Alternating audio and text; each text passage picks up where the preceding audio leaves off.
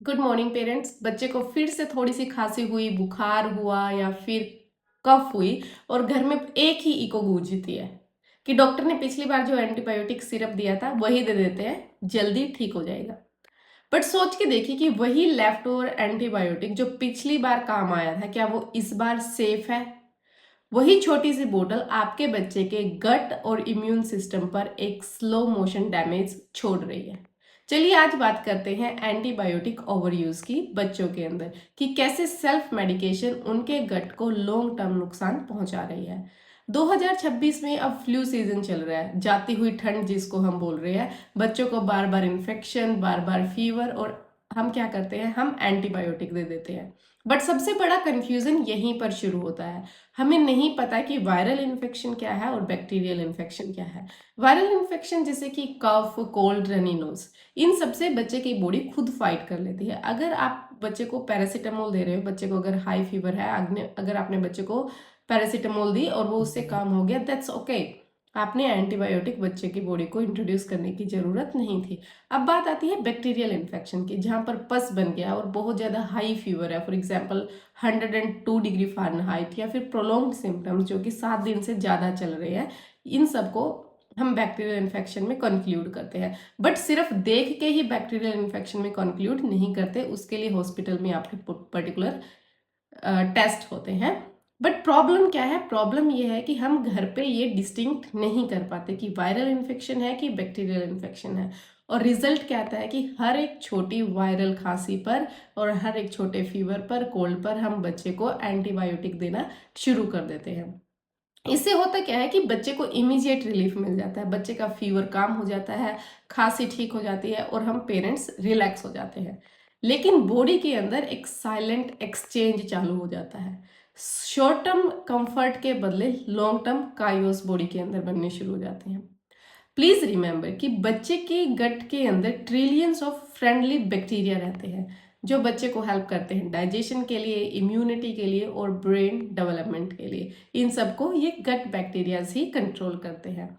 एक healthy gut एक well trained orchestra की टीम की तरह काम करता है, और ये जो बैक्टीरिया है ये परफेक्टली ट्यून बजाते हैं। जब हम ब्रॉड स्पेक्ट्रम एंटीबायोटिक बॉडी में देते हैं तो ये ऑर्केस्ट्रा की टीम को वाइप आउट कर देता है, चाहे गुड बैक्टीरियाज हो चाहे बैड बैक्टीरियाज हो, सबको फिल्टर कर देता है, बाहर फेंक देता है। और जब रिपीटेड सेल्फ मेडिकेशन से होती रहती है तो कुछ कीस्टोन बैक्टीरिया जो बहुत इंपॉर्टेंट थे, for example bifido bacteria, lactobacillus, ये सब बैक्टीरिया बच्चे की बैरियर प्रोटेक्शन के लिए जरूरी थे, ये सब बैक्टीरियाज भी वाइप आउट हो जाते हैं, फिल्टर हो जाते हैं। जब ये गट के सोल्जर्स, इनको हम बोलते हैं, छंट जाते हैं तो बच्चे में डाइजेशन स्लो होना शुरू हो जाता है, न्यूट्रिएंट्स की एब्जॉर्प्शन वीक हो जाती है और इम्यून बग्स फ्री एंट्री ले लेते हैं। ये डिसरप्शन अब सिर्फ टमी तक लिमिटेड नहीं है, बच्चे का टमी और ब्रेन के बीच में कम्युनिकेशन लाइन जो होती है वो भी इनकी वजह से डिस्टर्ब हो जाती है।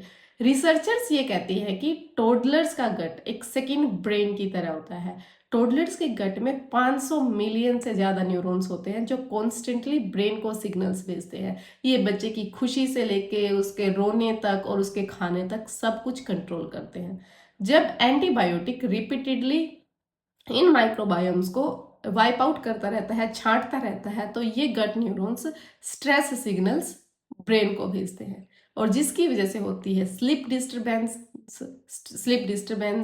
सडन इरिटेबिलिटी या फिर crying spells without any reason.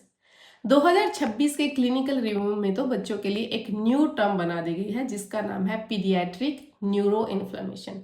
इसका मतलब है कि जिन बच्चों को जब वो छोटे थे वहां पर एंटीबायोटिक ओवरडोज दिया गया, या हर एक छोटी सिचुएशन के लिए भर भर के एंटीबायोटिक दिया, तो उनमें स्ट्रेस हार्मोन रेगुलेशन और मूड डिसऑर्डर का रिस्क ज़्यादा पाया गया।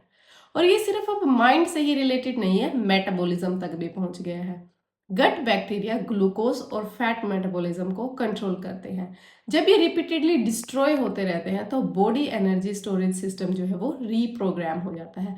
फूड एफिशिएंटली कन्वर्ट होने की बजाय फैट स्टोर मोड पे शिफ्ट हो जाता है, और इसका क्या रिजल्ट आता है कि इंक्रीज्ड ओबेसिटी का रिस्क, इवन इफ अगर आप नॉर्मल डाइट बच्चे को दे रहे हो तो इंक्रीज ओबेसिटी का रिस्क बढ़ जाता है, और आपको लगता है कि चलो मेरे बच्चे का तो वेट बढ़ रहा है, और आप उसको भी एक एज अ ग्रीन फ्लैग लेते हैं, which is actually a red flag.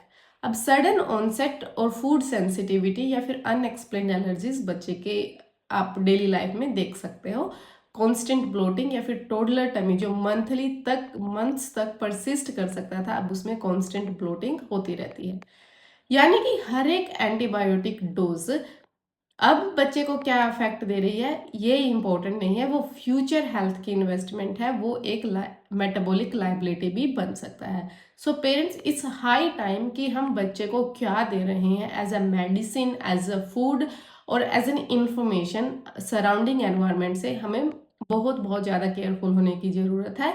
So please stay informed and share this video with the parents who are in the need. Thank you.